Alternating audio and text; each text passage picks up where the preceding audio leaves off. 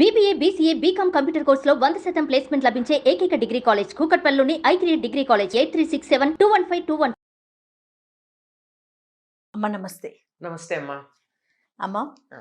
బద్ధకం హ్మ్. ప్రతిదీ పోస్ట్ పోన్ చేయటమే. హ్మ్. ఇప్పుడు చదువుకోవాలి, కొంతసేపు ఆగి చదువుకుందాం. ఇప్పుడు తినాలి, ఆఖరికి తినే విషయం కూడా ఇంకొక 1 అవర్ ఆగి తిందాంలే, లేదా ఒక గంట పోయినాక ఇంకొక 2 అవర్స్ అయినా అట్లా ఏదో ఒక ఆలోచన. Post phone post phone post phone ప్రతి విషయానికి ఇలాగ ఆలోచిస్తారమ్మా. ఇవాళ చేయాల్సిన పని రేపు, రేపు చేయాల్సిన పని ఎల్లుండి, లేకుంటే చేయకుండా పోవటం. అంటే నాకేమనిపిస్తుంది అంటే ఇలా బద్ధకంతో ఇప్పుడు ఇవాళ చేయాల్సిన పని పోస్ట్ పోన్ చేస్తారు కదా, రేపటికి చేయకుండా అయిపోతుందేమో అన్న ఊహ ఉంటుందేమో అనిపిస్తుంది. అంతేనంటారా?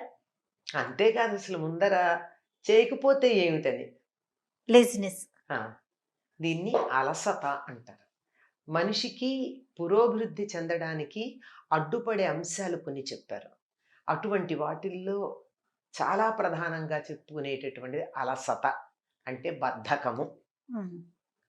దీన్ని లెథార్జీ అంటారు ఇంగ్లీష్లో. ఓకే అమ్మ, అలసట అంటే అలసిపోవటం కాదు. అలసట వేరు, అలసత వేరు. అలసట.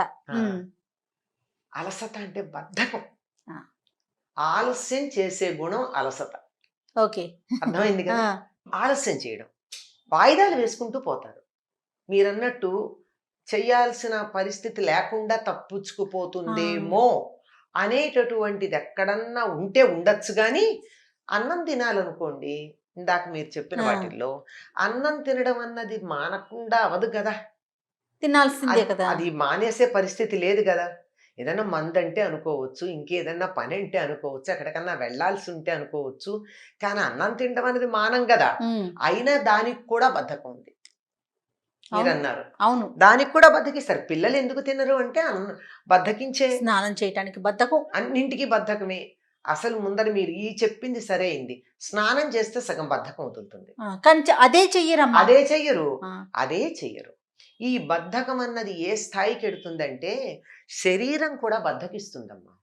ముందర అలసట ఇక్కడ బయలుదేరుతుంది, మనస్సులో బయలుదేరుతుంది. ఆ మనస్సులో బయలుదేరి శరీరానికి బద్ధకించి ప్రాణాంతకమైనటువంటి వ్యాధుల దాకా తీసుకొస్తుంది. ఇదొక్క పాయింట్ మనం బాగా చెప్పాలి. ఏమిటి అంటే, మన ఒక పదం విన్నారో లేదో మీరు, మలబద్ధకం అన్న పదం విన్నారా? ఈ బద్ధకం అక్కడుంది. ఎక్కడ అన్నం తినడానికి ఎంత బద్ధకిస్తారో టాయిలెట్కి వెళ్ళడానికి కూడా అంత బద్ధకిస్తారు. అలా బద్ధకించి వాయిదా వేసి వేసి వేసి దానికి బద్ధకం అలవాటయ్యి తర్వాత దాన్ని బతిమాలుకున్నా అది మనకి సమాధానం చెప్పదు. దానికోసం మందులు తీసుకోవడం, ట్రీట్మెంట్స్, చిట్ట చివరికి పైల్స్ దాకా వచ్చి, ఫిషర్స్ దాకా వచ్చి, ఆపరేషన్స్ దాకా వచ్చి, ఇంత దాకా వస్తుంది. ఎక్కడి నుంచి వచ్చింది అంటే ఈ బద్ధకించటం అన్నది ఇక్కడ బయలుదేరింది, అక్కడి దాకా వెళ్ళింది. అవును, అక్కడి నుంచి ఇది మొత్తం అన్నింటికీ కూడా పెద్ద శత్రువు బద్ధకమే అన్నారు. మనిషి విజయం పొందడానికి, అపజయం పొందడానికి కారణం బద్ధకమే. ఒక్క క్షణం ఆలస్యం చేస్తే ఏమవుతుందో తెలియదు. ఎప్పుడు జరగాల్సింది అప్పుడు జరగాలంతే. ఒక రోజు ఆగి మందు వేసుకుంటానంటే జీవుడు ఉంటాడా మర్నాటి దాకా? ఉండడు కదా. మందు వేసుకోవడానికి సమయానికి వేసుకోవాలి, బద్ధకిస్తే ఎట్లా? అవును. అందువల్ల అక్కడి నుంచి లెక్క పెట్టుకుంటే మీరు అన్నం తినడం తర్వాత కార్యక్రమం దగ్గర నుంచి మనం చెప్తున్నాం. దీన్ని ప్రొక్రాస్టినేషన్ అంటారు. ఈ ప్రాసెస్ని మనసుకు ఉన్నదేమో లెథార్జీ, బద్ధకం. ప్రొక్రాస్టినేషన్ వాయిదాలు వేసుకుంటూ వాయిదాలు వేసుకుంటూ వాయిదాలు వేసుకుంటూ వెళ్ళే పద్ధతి.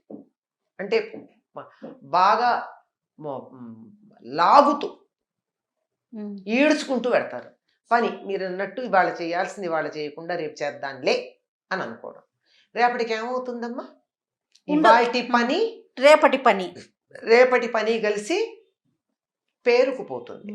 అలా ఒకటి ఒకటి ఒకటి ఒకటి ఒకటి పేరుకుపోయి కొండంతయ్యి మనం ఏమీ చేయలేని పరిస్థితి, వదిలేస్తాం, పూర్తిగా వదిలేయడం అవుతుంది. నువ్వు ఏ విషయంలో అయితే నువ్వు బద్ధకం వహించావో ఆ విషయాన్ని వదులుకోవడానికి సిద్ధపడ్డావు అని అర్థం. అంతే. పేరుకుపోయి కొండంత అయింది, ఇంకేం చేస్తాం? కొండని కదిలించలేం కదా. అవును. అందువల్ల ఇంకా లాభం లేదు, ఇది నా వల్ల కాదు అని వదిలేయడం. ఇది మనస్సులో ముందర బయలుదేరుతుంది. నిజానికి శారీరకమైన అలసత్త కన్నా మానసికమైన బద్ధకం చాలా ప్రమాదకారి. అక్కడి నుంచి మొదలవుతుంది. కొంతమందికి ఆలోచించడానికి బద్ధకం. ఉమ్, ఇప్పుడు ఏదైనా సమస్య వచ్చిందనుకోండి, ఆ, ఎవరో ఒకళ్ళకి చెప్పేసి ఆ, రిలాక్స్ అయిపోతారు. అంతేకాదు సమస్య పూర్తిగా చెప్పరు. ఓహో. మొదలు చెప్పి ఆ, నీకు తెలుసు కదా మిగిలిందంతా ఇట్లాగే ఎలా జరుగుతుందో అదంతా అట్లా చూసుకో అంతే. నువ్వు ఆలోచించమా, నీకు బుర్ర లేదా, సమస్య నీదే కదా. సమస్య నీది కదా. ఇట్లాంటి వాళ్ళకి ఇంట్రెస్టెడ్ టాపిక్ ఏదో ఉంటుంది, అక్కడ బద్ధకం ఉండదు. మళ్ళీ అక్కడ ఆ, బాగానే ఉంటుంది. ఆ, ఇప్పుడు తిండి మీద వ్యామోహం ఉందనుకో ఇదే వ్యక్తికి, దాని గురించి చాలా దూరం, ఎంత దూరం అయినా వెళ్ళి వస్తాడు. ఉమ్, బాగా వంట బాగా చేయాలి, రుచిగా తినే ఇష్టం ఉందనుకో, ఇవాళ పర్వాలేదండి జీలకర్ర లేదు అయినా సరే ఏదో చేసేస్తాను వంట అంటే, వెయిట్ చేయి అని చెప్పి వెళ్ళి జీలకర్ర పట్టుకొస్తాడు వంటకి, ఉమ్, రుచి తక్కువైపోతుందని. అక్కడ బద్ధకం ఉండదు. అంటే అది అక్కడ తిండి మీద ఇష్టం ఉన్నవాడైతే. ఉమ్, అదిగాక మరో దాని మీద ఇష్టం ఉన్నవాడు అనుకోండి, సినిమాలు చూడడం అనుకోండి, దానికోసం వాడు ఎక్కడ లేని శ్రద్ధ ఓపిక వచ్చేస్తుంది. ఉమ్, వేరే పనికి వచ్చేటప్పటికి బద్ధకం వచ్చేస్తుంది. బద్ధకం దేని వల్ల వస్తుందంటే ఆ వస్తువు మీద, ఆ విషయం మీద శ్రద్ధ లేకపోవడం వల్ల, ఉమ్. దాని గురించి లెక్క లేకపోవడం వల్ల, దాని గురించి పర్వాలేదులే అని టేక్ ఇట్ ఈజీ అంటూ ఉంటామే. టేక్ ఇట్ ఈజీ కూడా కాదు, ఈ కాలం పిల్లలు వాడుతున్న పదం ఏంటంటే లైట్ తీసుకో, ఉమ్, లైట్ తీసుకో అంటారు. లైట్ తీసుకోవడం వల్ల వస్తుంది. నేనంటాను లైట్ తీసుకోమనే చెప్తాను నేను. ఉమ్. లైట్ అంటే తేలిక కాదు, వెలుగు. ఎస్, ఆ లైట్ ఆ తీసుకోమంటారా? లైట్ తీసుకోనన్నా, ఎందుకు, లైటే తీసుకో కానీ వెలుగు తీసుకో, దాంట్లో పాజిటివ్ సైడ్ తీసుకో. నువ్వు వెలుగు, 10 మందిని వెలిగించు, అది బాగుంటుంది. కానీ లైట్ తీసుకో అని దాన్ని తేలిగ్గా చులకనగా పక్కన పారేస్తే నువ్వు బరువెక్కిపోతావు, లేవలేనంత బరువు అవుతావు. మీరు అన్నట్లు ఇందాక కొంతమందికి కొన్ని విషయాలు ఉంటాయి కదా, కొంతమందికి అన్ని విషయాలు బద్ధకమేనమ్మా. తినడం కూర్చోవడం తప్ప రెండో పని చేయలేకపోతారు. తినడం అయితే అక్కర్లేదు. తింటారు. అదే అంటున్నాను, అక్కడ తినడం మీద ఉంది. వాళ్ళకి ఏ విషయంలోనూ జీవితం మీద ఒక అవగాహన లేకపోవడం. అవగాహనే కాదు, లక్ష్యం లేదు, ఒక లక్ష్య శుద్ధి లేదు, అవును. ఇది సాధించాలని లేదు. దీనికి కారణం ఎక్కువగా, అంటే 100% అని చెప్పను, ఎక్కువగా అంటున్నాను, ఎక్కువగా ఏమిటంటే అన్నీ అందుబాటులో ఉండడం. ఉమ్, నీ అంతట నువ్వు లేచి వెళ్ళి చేసుకోవడం అన్నది అలవాటు చేసుకోవాలి. ఆరోగ్యం కోసం నాకు తెలిసిన ఒక ఫ్యామిలీలో ఒక అత్తగారు పొద్దున పెద్దదే వయస్సు, చాలా పెద్దదే, బాగా దిట్టంగానే ఉంటారు. రోజు ఆరోగ్య దృష్ట్యా గంట పైన వాకింగ్ చేసి వస్తారు. ఉమ్, ఇంటికి వచ్చేటప్పటికి కోడలు రోజుకి ఒక రకమైన జ్యూస్ తయారు చేయాలి. పాలకూర జ్యూస్ ఒకరోజు, క్యారెట్ జ్యూస్ ఒకరోజు, తర్వాత బీట్రూట్ జ్యూస్ ఒకరోజు సొరకాయ జ్యూసు, ఇట్లా చేసి రెడీగా పెడితే ఆవిడ అలసిపోయి తాగుతారు. ఇంకేమిటి, ఆ వాకింగ్ చేసి వచ్చి నేను ఇవాళ ఉపవాసం, నాకు ఏదో ఫలాంది, ఉపవాసానికి కోరికలు ఎక్కువ, ఉమ్, ఫలాంది అంటే అన్నం తినరు కదా, ఫలాంది చేయమని చెప్తారు. నేను ఒకసారి ఊరికే మాట వరుసకి అక్కడికి వెళ్ళినప్పుడు, ఇలా చేస్తాం అలా చేస్తామంటే, ఉపవాసానికి ఇలా చేసుకునే తనే చేసుకుంటే గానీ ఫలితం రాదండి అని చెప్పాను నేను. చెప్పారమ్మా. చెప్పాను అంటే మాట వరుసకి ఏదో, అదే.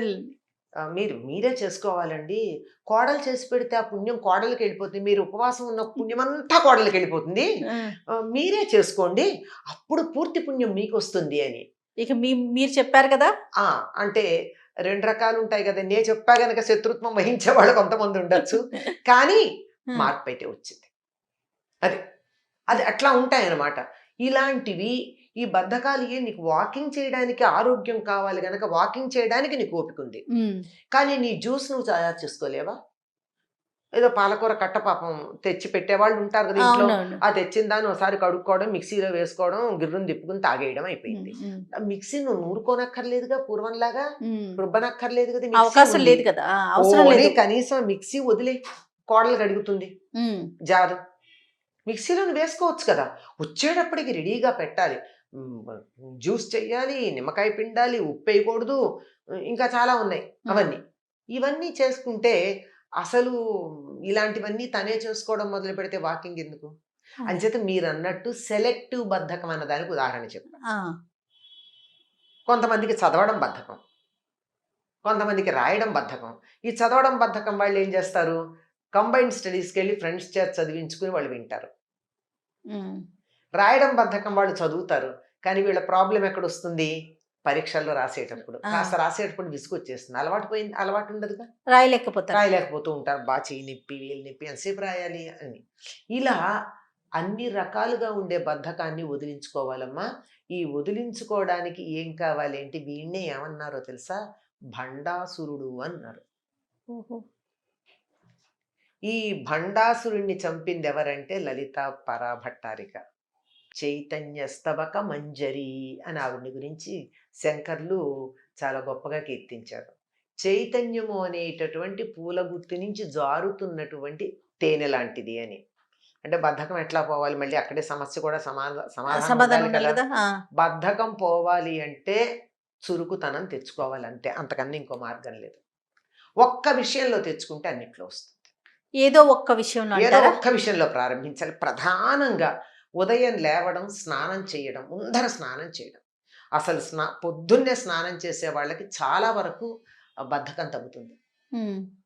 కావాలంటే నేను పనంతా చేశాక చేస్తాను అంటారు అనుకోండి చాలామంది, ఇంకోసారి చేయ నష్టమేంటి, నీళ్లు తోడుకోవాలా, కింద కట్టెలు పెట్టి నీళ్లు కాచుకోవాలా కాగులో, ఆ సమస్యలు ఏం లేవు కదా. అవును. పైగా ఈ రోజుల్లో పెద్ద బట్టలు, ఇన్ని రకాల బట్టలు వేసుకోవాలా, ఏదో ఒక తొడుగు ఉంటుంది పైనుంచి కింద దాకా, ఆ తొడుక్కుని పనులన్నీ స్నానం చేయండి, ఆ తొడుక్కుని పనులన్నీ చేసుకోండి, మళ్ళీ హాయిగా ఒక చెంబుడు నీళ్లు పోసుకుని మళ్ళీ మీరు అందంగా తయారయ్యే బట్టలు వేసుకోండి, అయిపోయింది. బద్ధకం వదలడానికి వీలైతే చన్నీళ్ల స్నానం, చన్నీళ్లు చేయలేకపోతే మరీ వేడి నీళ్ళు కాదు, గోరువెచ్చని నీళ్లతోనూ స్నానం చేస్తే సగం బద్ధకం అవుతుంది, శారీరక బద్ధకం అవుతుంది. ఇక మానసిక బద్ధకం అంటారా, అది కొద్దిగా కుస్తీ పట్టాల్సింది. మరి పిల్లల విషయంలో ఎట్లా అమ్మ, పిల్లలకి చిన్నప్పటి నుంచే బద్ధకం లేకుండా, ముందర పెద్దవాళ్ళు బద్ధకం వదులుకుంటే పిల్లలు సగం వదులుకుంటారమ్మా. మా అమ్మ పొద్దున్నే 5ంటికి లేస్తుంది, మా నాన్న 4:30కే లేస్తాడు అనే అభిప్రాయం ఉంటే పిల్లలు కనీసం 6ంటికి లేస్తారు. నువ్వు చదువుకో, బద్ధకించకూడదు అని నేను 7 దాకా పడుకుంటే పిల్లలకి ఏం ఆదర్శం చూపిస్తున్నట్టు? అమ్మా నాన్న బొంగరాల్లాగా తిరుగుతూ ఉంటే పిల్లలు పడుకోరు, వీళ్ళు లేవాలి. పిల్లలు చదువుకోవాలంటే వీళ్ళు కూడా చేతిలో పుస్తకం పుచ్చుకుని కూర్చుంటే చచ్చినట్టు వాళ్ళు చదువుతారు, ఏదో ఒకటి. సో ముందు అమ్మా నాన్న బద్ధకాన్ని తగ్గించుకుంటే ఆటోమేటిక్ గా పిల్లలకు కూడా చాలా వరకు తగ్గుతాయి. అంటే సహజంగా కొంత ఉంటుంది, నేను చెప్పేది చాలా వరకు తగ్గుతాయి అంటున్నాను. అలాగేనమ్మా. నమస్తే.